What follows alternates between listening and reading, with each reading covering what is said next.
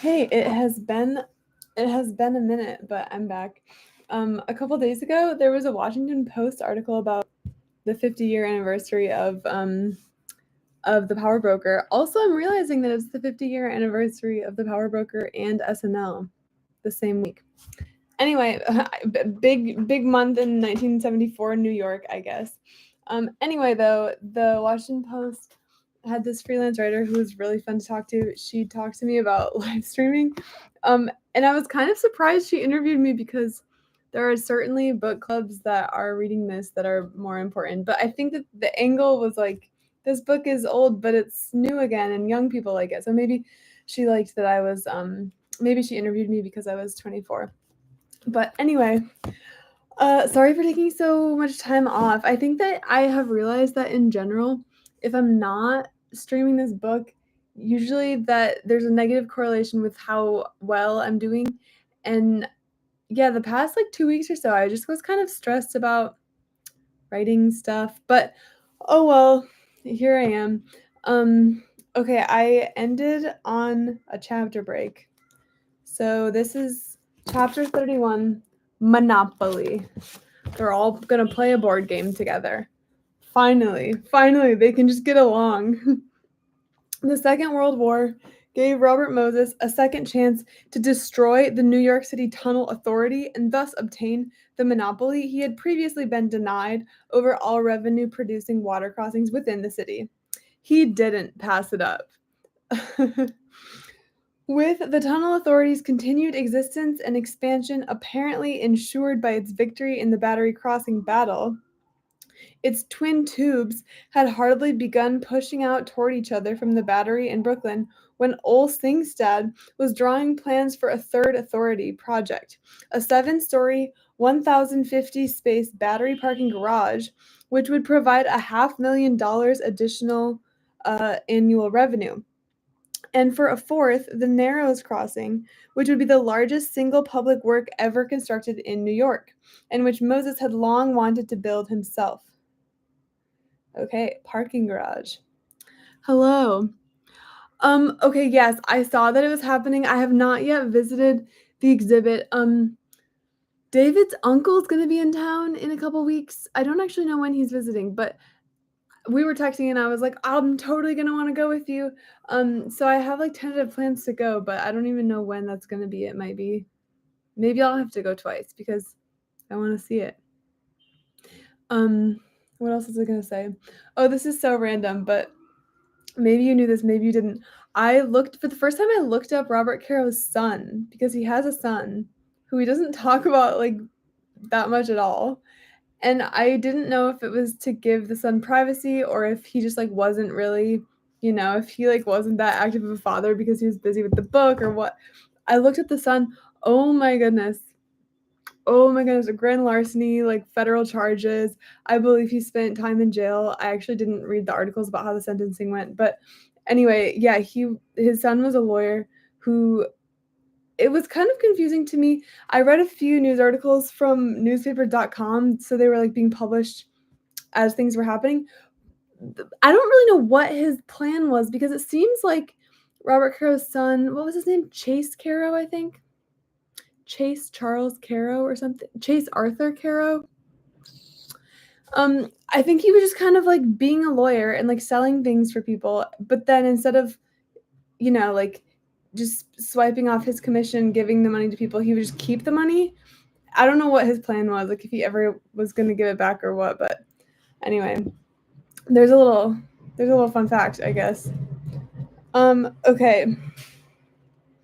So it's the war and Robert Moses is taking advantage of World War II to I don't know, to gain, more power, of course. Oh yeah, it would be a good replacement for the Raytheon one. Thank you. Thanks for thinking of me. Okay. Shortly after the war began, however, Moses was appointed director of the industrial phase of the city's scrap metal drive, and before he resigned from the post in just 7 weeks, most of his scrapping was done with federal officials. Ha! He publicly recommended that the Federal War Production Board, the WPB, requisition 28,000 tons of steel, tunnel lining segments from the authority, melt them down for scrap, and order all work on the tunnel halted for the duration because it would take 4 years to build and can serve no possible war service. This is so this is so funny. I don't know. It's the war, Rosie the Riveter everywhere, and he's still obsessed with this. Anyway, um not only was that a statement made by a man who was continually arguing that traffic projects were vital for defense, it was as misleading as those he had made in 1939 in his attempt to keep the tunnel from being started. The tunnel would indeed take 4 years to build, but not, as Moses implied, 4 more years. Work had already been underway for 2 years. 2 more would finish it. And the tunnel lining area was not steel at all, but cast iron with a phosphorus content too high to allow its effective use in war production. Okay, so he's just saying stuff. By the way, the when it said 4 more years, it really was. I was like, whoa, those are words that I can't hear without suddenly thinking about election stuff. I think I'm gonna watch the vice presidential debate tonight. I don't know if excited is the word. I'm really curious to see how it goes. Like, I don't know, JD Vance keeps floundering in situations like this, but maybe, I don't know. I'm excited. I'm curious. In 1942's wartime atmosphere, however, his statement accomplished his purpose. While canceling most large construction projects, the WPB, which is the War Production Board, the WPB had quietly let the tunnel proceed because there was no other work in their field for the 1,200 sandhogs, most of them too old for military service, employed on the job, because the tunnel tubes on which $15 million had already been invested might be ruined by water seepage if left unlined. And because the lining segments were not suitable for war production. But the WPB was understandably skittish about public reaction if the continuation of work on the tunnel was spotlighted. After Moses switched on the spotlight, a furious LaGuardia declared that his recommendation does not represent the policy of this administration. In the first place, that available steel is not steel, it's cast iron. But Moses, end quote. But Moses reiterated his recommendation. The press reprinted it, and the WPB accepted it. And he's really just kind of making up reasons why they can't use the metal because he's just trying to slow down the tunnel because he hates the tunnel. He's anti-tunnel. They should just call him an ATM, anti-tunnel Moses. Quote, I'm glad to see that they're doing the right thing, Moses crowed. And the tunnel authority needed revenue. If the war caused traffic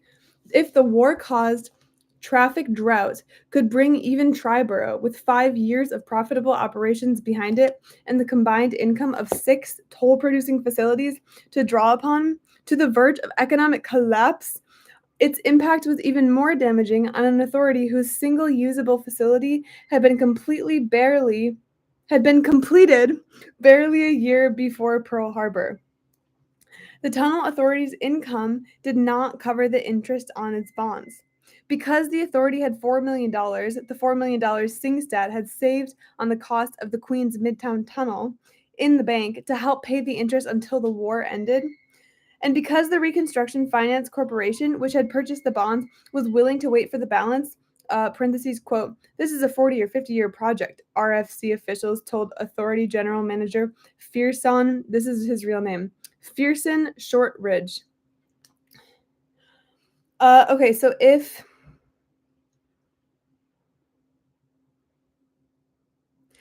if the Reconstruction Finance Corporation was willing to wait, the interest shortfall would not have been significant, had it not been for Moses. He used it as an opening to employ with LaGuardia the technique he had so often been accused of employing against anyone who stood in his way. His own experts' analyses, Moses said, show that the Queens Midtown bonds, purchased by the RFC for $48 million, would never be resaleable at face value. Even after the war, no one would pay more than $20 million for them.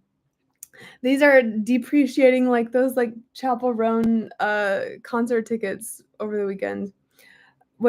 I had a friend who had like an alert, and I don't know, he got an alert when the prices dropped by like 60%, and it's because the festival All Things Go, she was the headliner, and so then when she dropped out, he didn't realize that she dropped out, and so he got tickets and then realized, oops, it's gonna rain, and also this is actually not a good deal.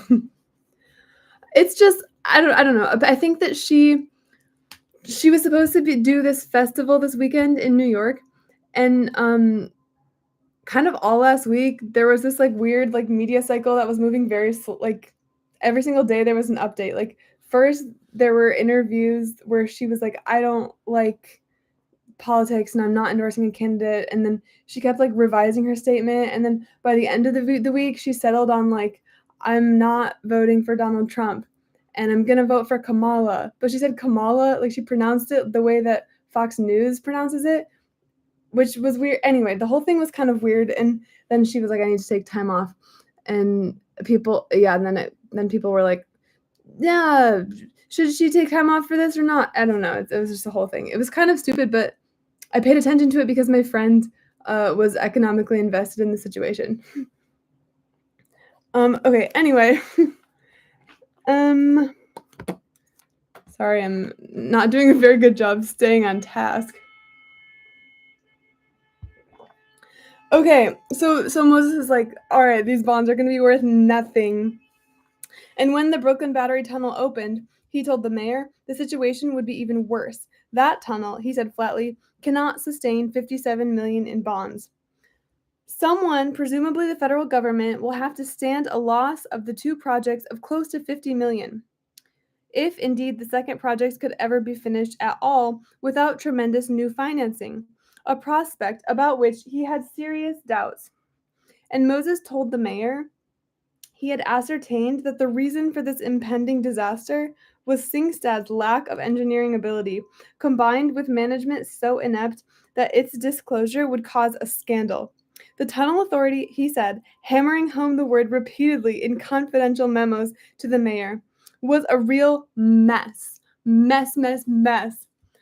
And by 1944, he was beginning to hint strongly that there was only one way out of this mess: to rescue the Tunnel Authority by letting Triborough take it over. Okay, it's page 690. I'm just going to say it. I'm finding his antics annoying. It's not even just like interesting and somewhat despicable sometimes. I'm actively annoyed. Oh, it's just the same old stuff. Okay. Mess? What mess? Ole Singstad demanded when the author used the word during an interview. I didn't know we were in any mess at all. I didn't hear anything about it. Told about Moses's memos, he had never known of their existence before, he shouted, pounding his desk, "There is no mess." I wish I could do this like, is he Norwegian? I forgot. I wish I could do a Norwegian accent. There is no mess. Anyway, we didn't have to, there's no mess. We don't have to be rescued at all. We were not in financial difficulties. Certainly not. Though Singstad's statement is an exaggeration, so was Moses's. The Tunnel Authority's difficulties were no worse than Triborough's. Were due not to mismanagement. Its operations were actually far more economical than Moses's, but to war, and were obviously curable by the same medicine that would cure Triborough's problems: peace. Letters from RFC chairman Jesse Jones to Singstad, moreover, indicate that Jones had no doubts about this. Even had he known about Moses's innuendos, however, that was really jarring. I'm so sorry. I don't even know what. I have to leave for a. I have to leave the house in like, I don't know, 10 minutes or so. So that's why I set that alarm. But sorry. Okay. Singstad did not possess the entree to LaGuardia that would have enabled him to disprove Moses's innuendos. And the mayor, racing around the country as national civil defense head, had no time to spend learning the truth for himself. mayoral memos began to display marked irritation with the tunnel authority. And then Moses was presented with an even juicier grist for his meal. Mill.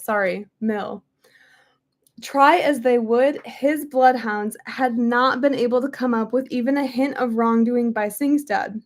But in 1941, somebody did bring to Moses a hint of wrongdoing by Singstad's brother-in-law, and that was all Moses needed. 12 years before. Okay, I'm so excited to see like how legitimate this wrongdoing is, considering it's a brother-in-law. If I got fired by something that my brother-in-law did, it would have to be something so bad. Otherwise, I would be really mad. That's not even me. Okay, Pearl, you're so beautiful and so in the way. 12 years before, while the Port Authority, for which Singstad was then chief consulting engineer, was considering plans for the Manhattan entrance plaza of the Lincoln Tunnel, the brother-in-law had purchased 8 tenements in the area finally selected. Singstad swore that he had no financial interest in the purchase, that he had never heard of the purchase until after it was completed, that when he had learned about it during a casual conversation, he had violently disapproved, and in fact had forced his brother-in-law to reduce the asking price from $365,000 to $165,000. Okay, this is actually a legitimate. This is legit, I think. Unfortunately, always looking for a reason to roll my eyes more at Robert Moses, but this seems real. The conclusive piece of evidence to an impartial observer may have been the fact that Singstad did not want the plaza located in the area in which his brother-in-law's tenements were located. His recommendation, for which he fought for 2 years, would have left them uncondemned, and his brother-in-law with no profit at all.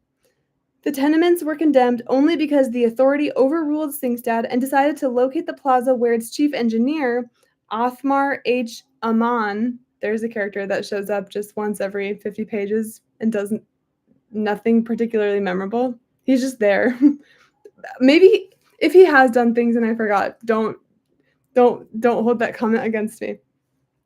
2 intensive investigations, one by the Port Authority, one by the Tunnel Authority, turned up not a single piece of evidence to prove that the peppery little Norwegian statements were anything less than completely true. Peppery little Norwegian. I want someone to call me peppery. That's a great adjective for a person. The single damaging fact was his failure to tell the Port Authority when he learned his brother-in-law owned the property. And, says Windels, his attorney, Wendell is his attorney, another guy that's just always there. The engineer had a reason for not telling. He was afraid that somebody like Moses would find out and smear him with it, which did happen. This fear turned out to be justified.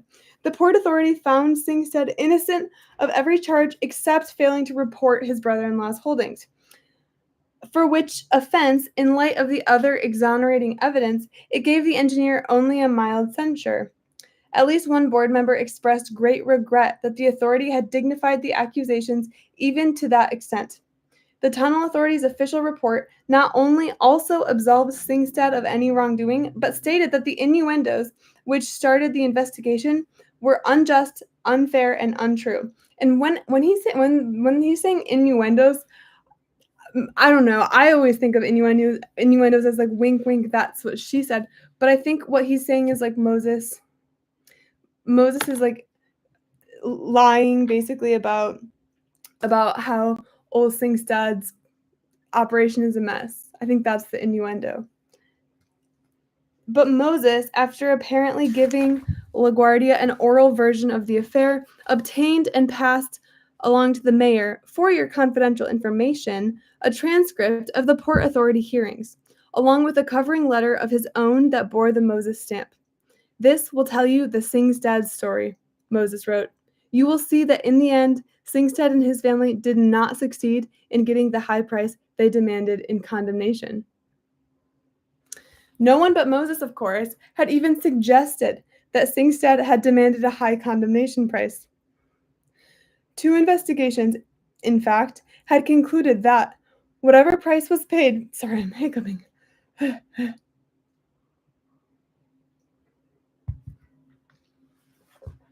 Hello, Nick Cap. I used to have a roommate named Nicholas Capolungo, and you're really reminding me of him. If you are him, hi, Nick. But I haven't talked to that Nick in so long. Hope he's doing well. Two investigations, in fact, had concluded that whatever price was paid, Singstad was not going to get a penny of it. But to figure out how misleading Moses's letter was, LaGuardia would have to wade through the lengthy, complicated hearing transcript. And Moses's letter went further. To undercut the Port Authority's exoneration of Singstad, he quoted his old friend, Authority Vice Chairman Howard S. Coleman, as telling him in private, "It is my understanding that Singstad more than told untruths throughout the whole situation, and it was finally ferreted out that he himself had approximately $50,000 invested therein." See, I don't even know what to believe because this is getting kind of juicy. Okay, you're a different Nick. That's okay. If there are many great Nick Caps in the world. Whether Coleman actually said this to Moses cannot be determined. Coleman refuses to discuss the investigation. But if he did, his charge is disproven by two separate investigations.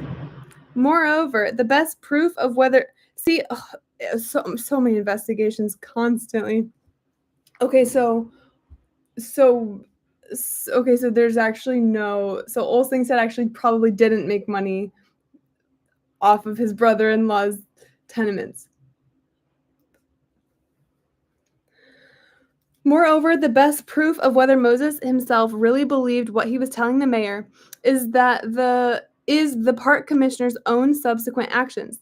In 1944, Jack Madigan, attempting again on Moses's behalf to persuade Singstad to undermine his own commissioners, assured the engineer that if he did so and thereby helped Moses take over the authority, he could remain its chief engineer as long as he wished. Singstad refused the offer. But Moses's letter had the desired effect. The mayor, who at the time believed that his long campaign for national office was about to be capped with success, was desperate to avoid a scandal. He knew that Moses was capable of creating such a scandal if he was not given his way. Quote, Moses kept wearing him down, talking about a mess, always pressuring him, wearing him down, unquote. That was the full quote. That wasn't just me ad-libbing. Wendell said that. And when, in 1945, Moses was presented with an opportunity to take over the tunnel authority without public fuss,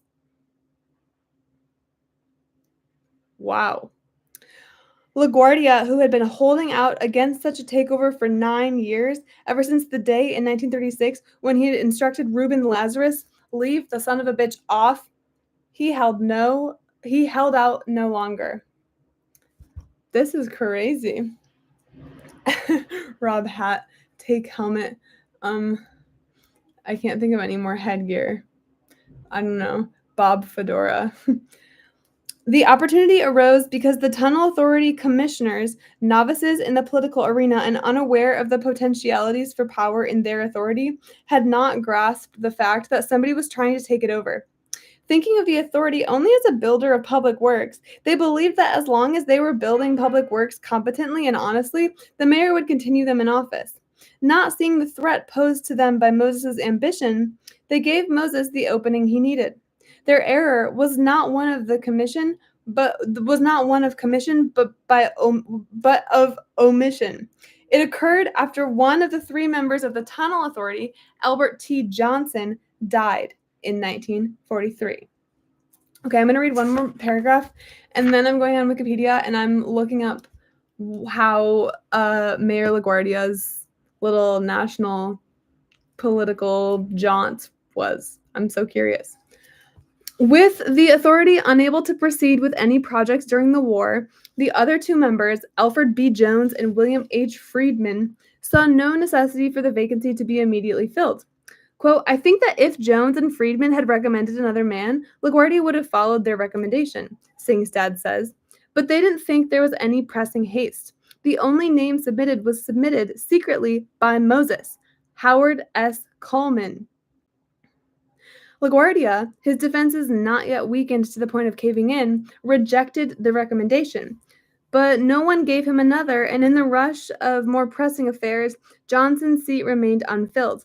And as a result, when on July 1st, 1945, Friedman's term expired, there would be vacant not one but two seats, a majority, enough for a takeover, and moreover, for a quiet takeover that could be accomplished simply by the apparently routine filling of two vacancies, and that, therefore, would not lead, as a more dramatic change in management might lead, to press curiosity that carried the threat of scandal. Okay, so it's a very quiet takeover. Okay, I'm excited to read more tomorrow, but first I need to figure out what Fiorello's up to. What's he doing in Washington? I guess like the presidential politics in the 30s are so easy to remember because it's just FDR, FDR, FDR for 12 years. It was 12, right? Okay. So Mayor LaGuardia was the mayor from 1934 to 1946.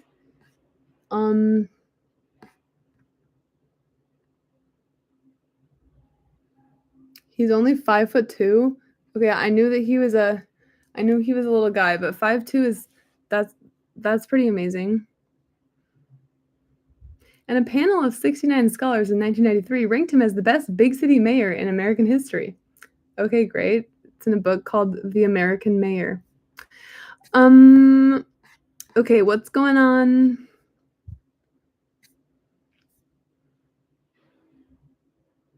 I want to figure out what's going on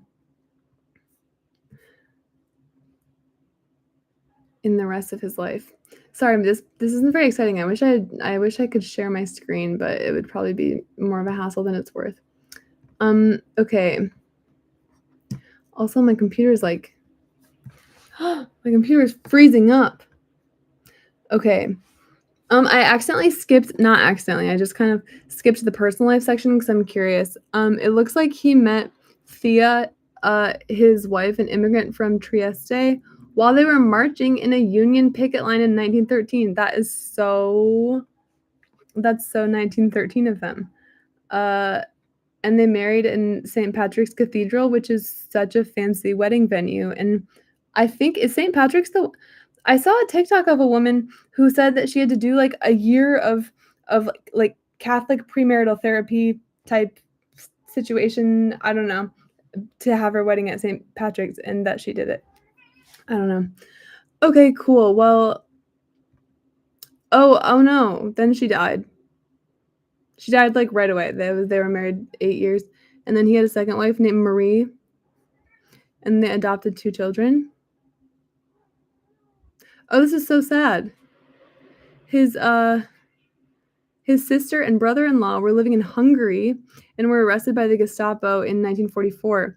Oh my Okay, this feels like really important context. Remember the date where he let the committee go? Like it was July 1st, 1944. Like 3 weeks after his sister and brother-in-law get sent to a concentration camp. Okay. Well, that's okay, let's see. They knew that Gemma was LaGuardia's sister, ordered her to be held as a political prisoner. She and Herman were deported to Mauthausen. They're all terrible. It's in Upper Austria. I don't know this one.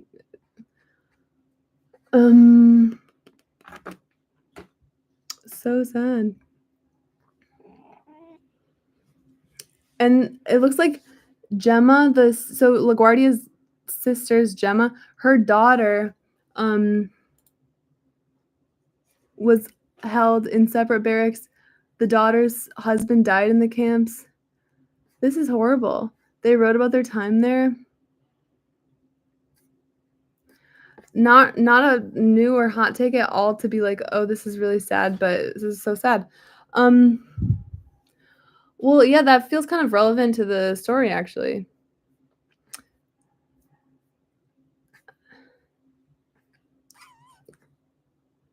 It looks like in the 40s, Harry Truman was buddy with LaGuardia. Okay, that's cool. That was enough skimming for me. I feel like I got more of a gist. Okay, see you later.